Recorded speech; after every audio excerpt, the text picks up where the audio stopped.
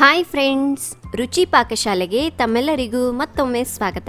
Friends, ಇವತ್ತಿನ ನಮ್ಮ recipe vanilla ice cream. ಕೇವಲ 3 ಪದಾರ್ಥಗಳನ್ನು ಉಪಯೋಗಿಸಿ ವೆನಿಲಾ ಐಸ್ ಕ್ರೀಮನ್ನು ಮನೆಯಲ್ಲೇ ಪರ್ಫೆಕ್ಟ್ ಆಗಿ ಮಾಡ್ಕೋಬಹುದು. ಹಾಗೆ ಈ ವೆನಿಲಾ ಐಸ್ ಕ್ರೀಮ್ ನಿಮಗೆ ಹೊರಗಡೆ ಸಿಗತ್ತಲ್ಲ, ಸೇಮ್ ಟು ಸೇಮ್ ಅದೇ ಟೇಸ್ಟ್ನಲ್ಲೇ ಮನೇಲೇ ಮಾಡ್ಬೋದು. ಬನ್ನಿ ಈ ರೆಸಿಪಿನ ತಡ ಮಾಡದೆ ಸ್ಟಾರ್ಟ್ ಮಾಡೋಣ. ಈ ವಿಡಿಯೋನ ಸ್ಟಾರ್ಟ್ ಮಾಡೋದಕ್ಕಿಂತ ಮೊದಲು ನೀವು ಕೂಡ ಐಸ್ ಕ್ರೀಮ್ ರೆಸಿಪಿಗೋಸ್ಕರ ವೆಯ್ಟ್ ಮಾಡ್ತಾ ಇದ್ರಾ? ಹಾಗಾದರೆ ಪ್ಲೀಸ್ ಒಂದು ಲೈಕ್ನ ಕೊಡಿ. ನೀವಿನ್ನೂ ನಮ್ಮ ಚಾನಲ್ನ ಸಬ್ಸ್ಕ್ರೈಬ್ ಮಾಡಿಲ್ಲ, ಇದೇ ಮೊದಲು ಸಲ ನೋಡ್ತಾ ಇದ್ರಿ, ಪ್ಲೀಸ್ ಕೆಳಗೆ ಕಾಣುವ ರೆಡ್ ಕಲರ್ ಸಬ್ಸ್ಕ್ರೈಬ್ ಬಟನನ್ನು ಕ್ಲಿಕ್ ಮಾಡಿ. ನಂತರ ಪಕ್ಕದಲ್ಲಿ ಕಾಣುವಂಥ ಬೆಲ್ ಐಕಾನನ್ನು ಕೂಡ ಕ್ಲಿಕ್ ಮಾಡಿ. ಇದರಿಂದ ನಮ್ಮ ಮುಂಬರುವ ಹೊಸ ವೀಡಿಯೋಸ್ಗಳನ್ನ ಮೊದಲು ನೀವೇ ನೋಡ್ಬೋದು. ಈಗ ಮೊದಲಿಗೆ ಒಂದು ಮಿಕ್ಸಿಂಗ್ ಬೌಲ್ನ ತಗೊಳ್ಳಿ. ಇದರಲ್ಲಿ 1 ಕಪ್ನಷ್ಟು ವಿಪ್ಪಿಂಗ್ ಕ್ರೀಮ್ನ ಹಾಕ್ಕೊಳ್ಳಿ. ವಿಪ್ಪಿಂಗ್ ಕ್ರೀಮ್ ಪೂರ್ತಿಯಾಗಿ ತಣ್ಣಗಿರಬೇಕು. ನೋಡಿ, ನಾನು ಡೈರೆಕ್ಟಾಗಿ ಫ್ರಿಜ್ಜಿಂದ ತೆಗೆದುಬಿಟ್ಟು ಹಾಕ್ತಾ ಇದ್ದೀನಿ. ಈಗ ಹ್ಯಾಂಡ್ ಬ್ಲೆಂಡರ್ನ ಸಹಾಯದಿಂದ ಚೆನ್ನಾಗಿ ಬ್ಲೆಂಡ್ ಮಾಡ್ಕೋಬೇಕು. ಇದು ಚೆನ್ನಾಗಿ ಸ್ವಲ್ಪ ಗಟ್ಟಿ ಆಗೋವರೆಗೂ ಬ್ಲೆಂಡ್ ಮಾಡ್ಕೊಳ್ಳಿ. ಈ ರೀತಿ 1-2 ನಿಮಿಷ ಮಾಡಿಕೊಂಡ್ರೆ ಸಾಕು. ನೆಕ್ಸ್ಟ್ ಇದಕ್ಕೆ 1/3 ಕಪ್ ಕಂಡೆನ್ಸ್ಡ್ ಮಿಲ್ಕ್ನ ಹಾಕ್ತಾ ಇದ್ದೀನಿ. ನಾನು ಆಲ್ರೆಡಿ ಕಂಡೆನ್ಸ್ಡ್ ಮಿಲ್ಕ್ ಯಾವ ರೀತಿ ಮಾಡಬೇಕು ಮನೇಲೆ ಅಂತ ತೋರಿಸಿದ್ದೀನಲ್ವಾ, ನೋಡಿಲ್ಲ ಅಂದರೆ ಡಿಸ್ಕ್ರಿಪ್ಷನಲ್ಲಿ ಲಿಂಕ್ ಹಾಕಿರ್ತೀನಿ, ಚೆಕ್ ಮಾಡಿ.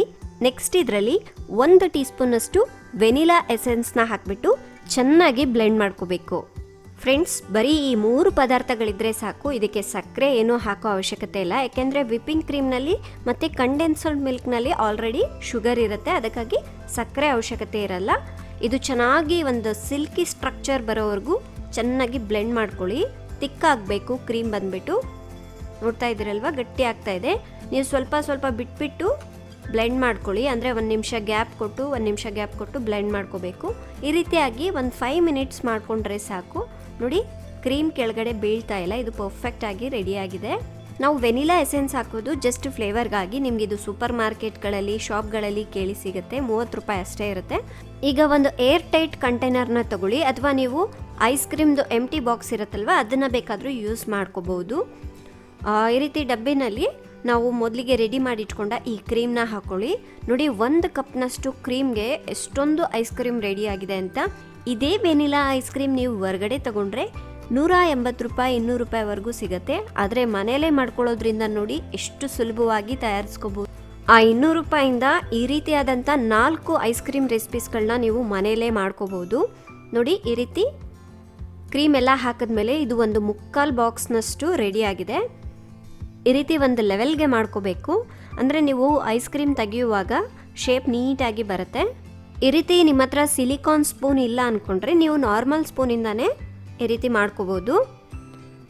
ನೋಡಿ, ಒಂದು ಲೆವೆಲ್ ಮಾಡಾದ್ಮೇಲೆ ಇದ್ರ ಮೇಲೆ ಮುಚ್ಚುಳನ ಮುಚ್ಚಿಡಿ. ಮುಚ್ಚುಳ ಬಂದ್ಬಿಟ್ಟು ಏರ್ ಟೈಟ್ ಆಗಿರಬೇಕು. ಇಲ್ಲ ಅಂತ ಹೇಳಿದ್ರೆ ಇದ್ರ ಮೇಲೆ ಕ್ಲೀನ್ ರ್ಯಾಪ್ ಕವರ್ ಹಾಕಿಬಿಟ್ಟು ಅನಂತರ ಮುಚ್ಚುಳನ ಮುಚ್ಚಿಡಿ.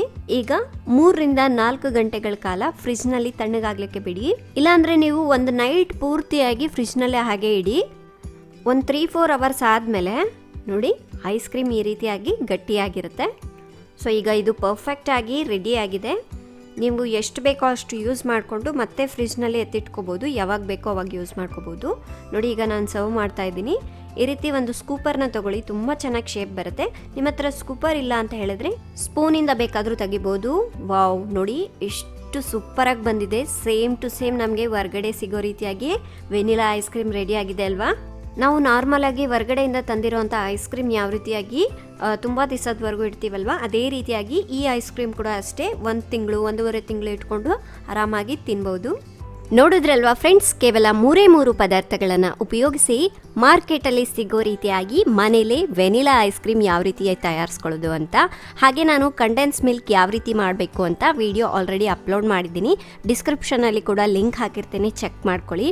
ಮತ್ತು ನಿಮಗೆ ಈ ವಿಡಿಯೋ ಇಷ್ಟ ಆಗಿದೆ ಅನ್ಕೋತಾ ಇದ್ದೀನಿ. ಇಷ್ಟ ಆಗಿದ್ರೆ ಪ್ಲೀಸ್ ಒಂದು ಲೈಕ್ನ ಕೊಡಿ. ನಿಮ್ಮ ಫ್ರೆಂಡ್ಸ್ಗೆ, ಫ್ಯಾಮಿಲಿ ಮೆಂಬರ್ಸ್ಗೂ ಸಹ ಶೇರ್ ಮಾಡಿ. ಇನ್ನು ಇದೇ ಥರ ಈಸಿ ರೆಸಿಪೀಸ್ಗಳನ್ನ ಕಲಿಬೇಕು ಅಂದರೆ ಹಿಂದೆ ನಮ್ಮ ರುಚಿ ಪಾಕಶಾಲೆಗೆ ಸಬ್ಸ್ಕ್ರೈಬ್ ಆಗಿ. ನಾಳೆ ಮತ್ತೊಂದು ಹೊಸ ರೆಸಿಪಿಯೊಂದಿಗೆ ಸಿಗೋಣ. ಅಲ್ಲಿವರೆಗೂ ಟೇಕ್ ಕೇರ್, ಬಾಯ್.